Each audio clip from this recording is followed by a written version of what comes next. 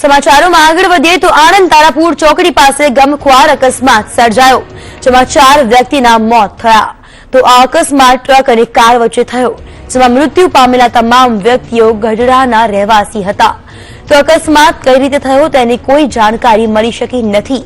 અકસ્માતની જાણ થતાં તારાપુર પોલીસ ઘટના સ્થળે પહોંચીને તપાસ હાથ ધરી છે.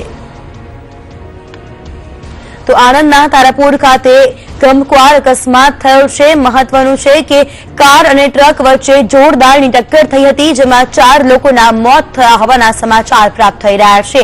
બળવંત વાઘેલા સંવાદદાતા જોડાઈ ગયા છે.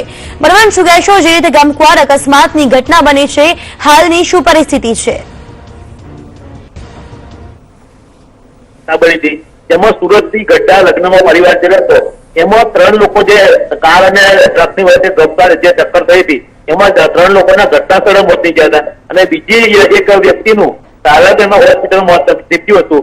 હાલ તમામ જે મૃતકો છે તેમના પરિવારજનો તારાપુર ખાતે પહોંચી ચુક્યા છે અને પોલીસે તમામ લોકોનું પીએમની કાર્યવાહી પૂર્ણ કરી અને હાલ જે તેમની ડેડ બોડી છે તે પરિવારને સોંપવાની કાર્યવાહી કરી છે અને ટ્રક ચાલક સામે ગુનો નોંધી કાર્યવાહી થશે. જી બળવંત, આભાર માહિતી બદલ.